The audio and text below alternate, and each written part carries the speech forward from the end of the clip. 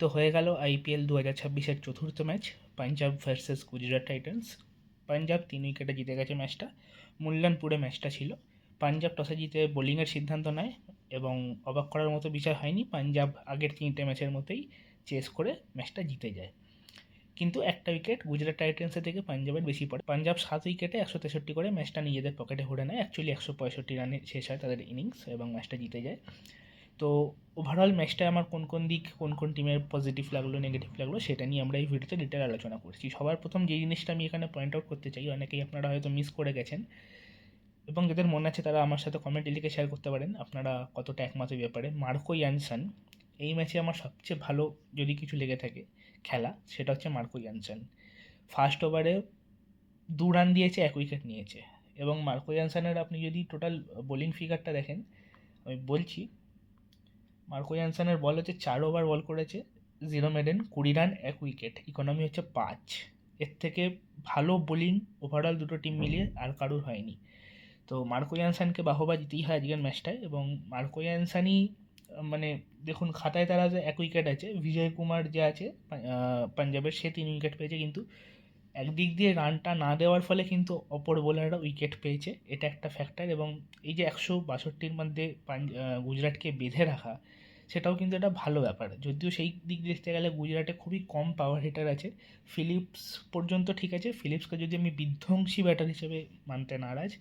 গিল তো ছেড়ে দিন, অ্যাভারেজ খেলা খেলে বেরিয়ে যাচ্ছে, আমি সেটা আর বেশি এখানে কিছু বলতে চাই না।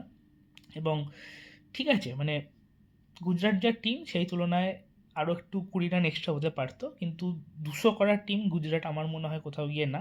ওই কোনো দিন যদি রশিদ খান এসে শেষ অবধি 30-40 করে দেয়, রশিদ খান যেটা সবসময় সাহায্য করে তার টিমকে করতে, তাহলে রানটা 200 যেতে পারে, নাহলে গুজরাট ওই 180-90-এর টিম।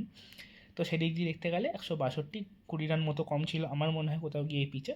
এবং পাঞ্জাব এই রানটা 20 ওভারের মাথায় প্রথম বলে শেষ করে দেয়, হাতে 5 বল এবং 3 উইকেট নিয়ে।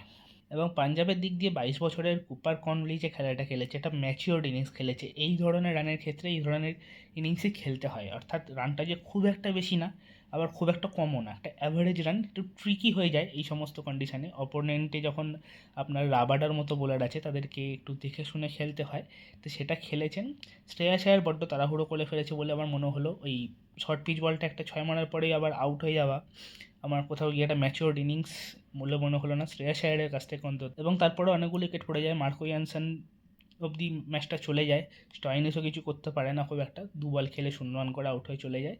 তো কুপার কর্নলিকে ম্যান অফ দ্য ম্যাচ দেওয়া হয়েছে, আমার সেটা গিয়ে কোথাও দ্বিমত নেই। সেই মানে সেই যদি ইনিংসটা না খেলতো হেরেও যেতে পারতো পাঞ্জাব, ম্যাচটা কিছু বলা যায় না, 7 উইকেট পর্যন্ত চলে গিয়েছিল, প্রায় ধরে নিয়েছিল গুজরাট, একা ম্যাচটা প্রায় জিতিয়ে দিয়েছে। তো সেদিকে দেখতে গেলে কুপার কর্নলিকে দেওয়া হয়েছে, আমার কোথাও গিয়ে ভুল দেওয়া হয়েছে বলে মনে হয় না।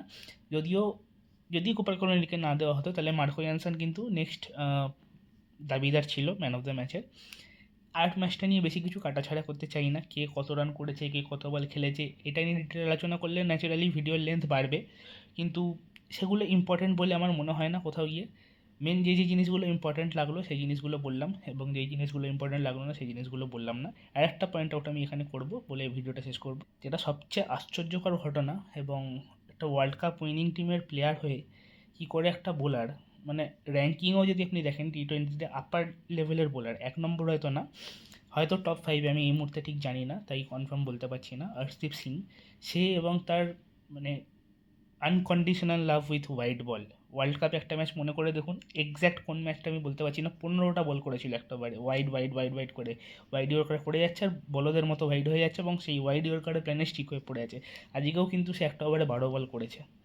এটা কি, মানে এগুলো যদি কোনো শাস্তি না হয় বোলারের, মানে বোলার কেন এগুলো করবে না, একটা শাস্তি হওয়া উচিত।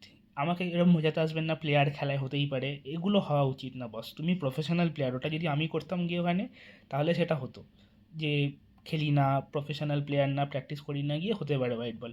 তুমি প্রফেশনাল প্লেয়ার, তুমি প্র্যাকটিস করো, তুমি হায়ার কন্ডিশনে আছো র্যাঙ্কিংয়ের দিক দিয়ে, তোমার এই ভুলটা হবে কেন? তাহলে তোমার আর বাদবাকি বোলার বা একটা মানে রামসেন যদুমধুর মধ্যে তফাৎটা কোথায়? কই আর তো কেউ করছে না এতগুলো বলারের মধ্যে।